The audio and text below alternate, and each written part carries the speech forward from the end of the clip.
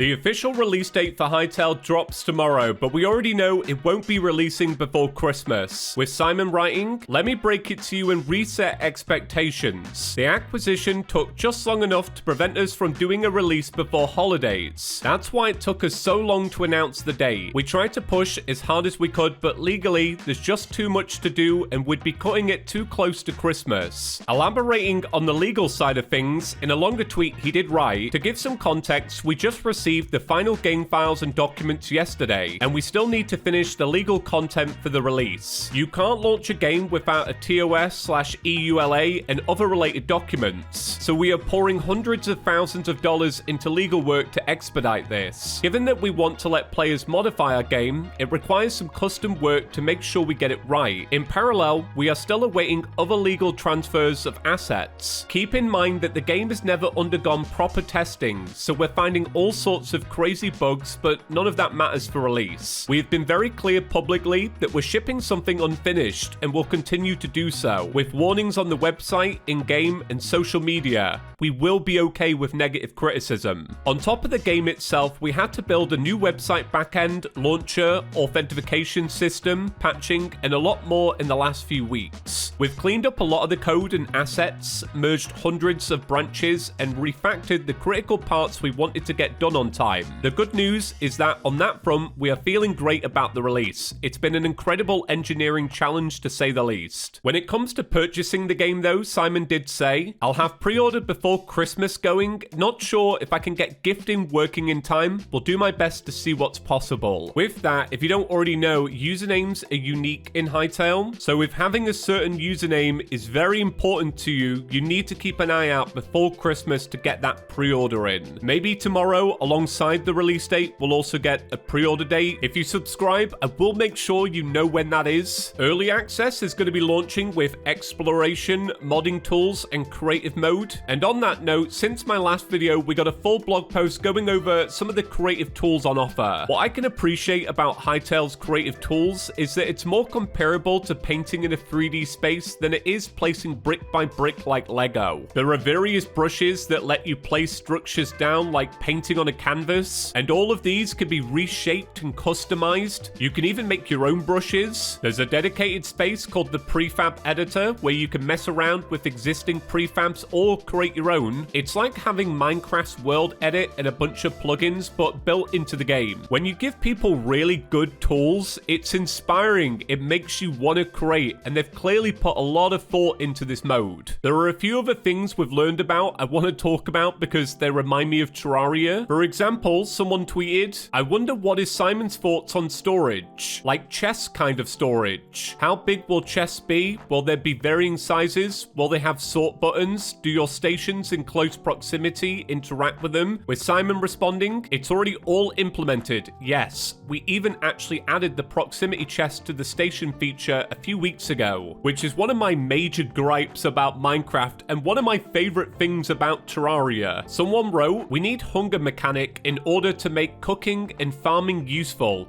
What will cozy players do with all those stuff otherwise? With Simon responding, food can be way more interesting than a simple hunger system. In the long term, we will explore mixing ingredients for food that gives unique buffs. Use activity-based meals like a mining stew for faster swings, prep combat meals, feed NPC villages, get quality systems tied with bonuses, or build food mastery. Extra food isn't wasted when it fuels buffs, NPC exchange, or NPC reputation. There are tons of ways to avoid hunger mechanics, to be honest. Not saying no hunger ever, but I would like to explore some ideas first. At the minute, it's a buff mechanic a bit like Valheim, stam/HP max and regen buff for X time. Now the reason I wanted to highlight this is because I'm someone that doesn't necessarily enjoy hunger mechanics in games. Aside from the NPC interactions, you lot know this is how Terraria handles food, where food and certain buffs are like short-term buffs. Then as Simon says, potions can be used for insta or short durations for combat emergencies, which is exactly how it works in Terraria. We also learned that you can sit in chairs, which is a very minor thing, but it's always griped me in Java Minecraft. In my last video, I spoke about zones, how you'll begin in zone 1 and then you can make your way to some of the harder zones. I was speculating a tiny bit there. Well, Simon tweeted out, can only spawn zone 1 at the minute, trying to balance to add more spawns in other zones, but it's too much work for early access to get it right. Made zone 3 and zone 2 much more dangerous, and it's quite fun.